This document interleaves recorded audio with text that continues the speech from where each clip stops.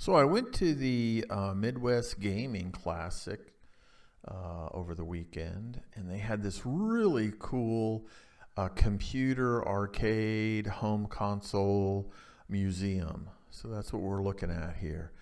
They're not actually in chronological order. This is a really cool Pong machine. Came out in '75. We actually got one in my family, but it was rebranded as a Sears Pong machine. Man, it brings back memories, that's for sure. The Atari 400. What an amazing machine also. I got one of these for my birthday, and I would just stay up all night typing on that membrane keyboard.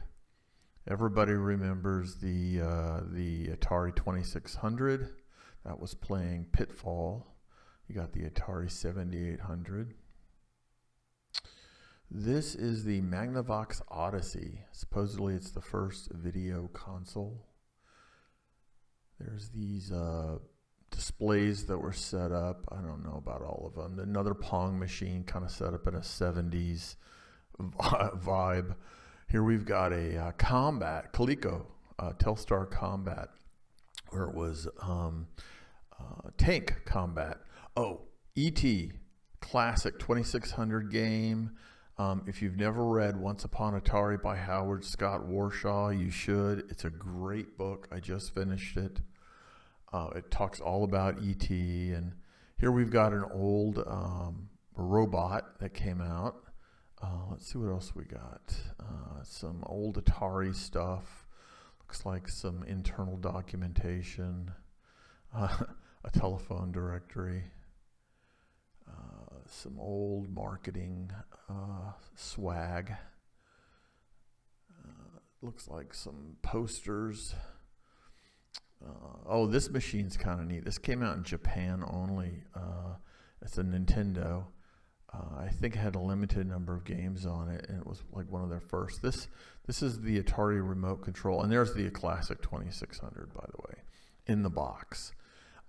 If you remember in the day when the 2600 was in the store, you could go in and select the the games and try them out before you bought them. Here they are trying to make a comeback. This is the Nintendo NES Entertainment System. This is the Sega Master System. I never played one of those before. Oh, this is kind of neat. All of these photos from arcades, basically. Arcades were a huge deal. We'd go to the mall, and my mom would give me a couple bucks to blow on the arcade, and I'd stay in there a little while until all the quarters were gone. Good memories. An asteroids poster, Pac-Man posters. Again, it looks like the ET cartridge, and then some kind of a ROM with a ZIF socket on it. So I think it was for testing EPROMs, so you didn't have to burn the entire thing. This is what's called a 2XL. It came out in '78 and was supposed to be a smart toy. This is the only vector display game that ever came out. Here we've got, is this an Intellivision?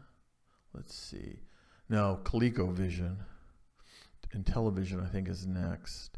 Yeah, I never had any of those. We actually did have an Intellivision, but I was much older by the time somebody picked it up at a garage sale. I don't think I ever played it. A Mattel Aquarius with Microsoft Basic. Very interesting. And then the Odyssey 2, I believe. Yes, 2 million units sold. 1978 is when it came out. What is this one? That is the Channel F from Fairchild. I don't know much about that at all. Just a really neat mix of stuff they had here for you to look at. Most of the stuff was hooked up and working. I mean, if you get a chance to go to the Midwest Gaming Classic, you really should.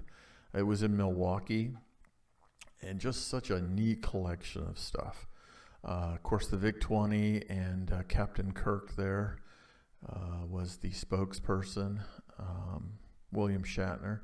Here's the VIC-20, 5K RAM. I thought that was the Osborne at first, but it's actually the Commodore SX64. They called it the executive machine or executive. Oh, yes. Beautiful women in the 80s always loved men who had computers.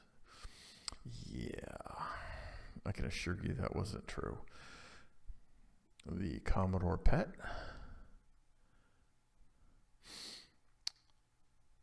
So anyway, there was in this room were also a whole bunch of classic arcade cabinets, pinball machines.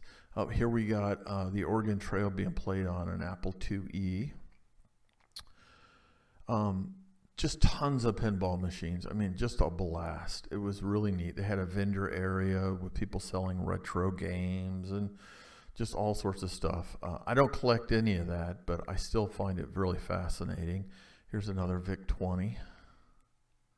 I did have a VIC-20. Oh, this is, I think, a CPM machine, and it's playing Rogue or NetHack. This is the TI-99.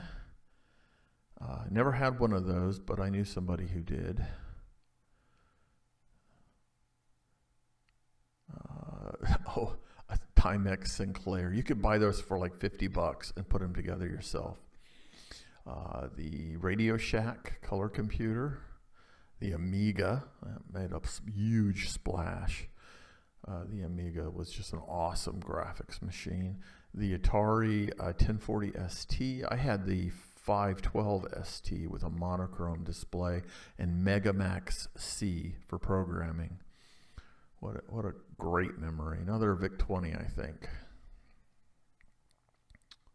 Let's see what else we got. We got the 64, Commodore 64. Another Apple. I don't know which one that is. That's the 2C right there. That's the GS, I believe. I never could afford an Apple computer.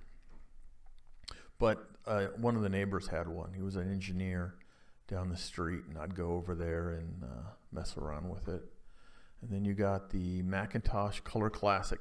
So now we're finally to the IBM personal computers. And basically the rest of these machines are all IBM, and some of them are playing, I believe, Doom or Quake on the LAN. And that was pretty much it.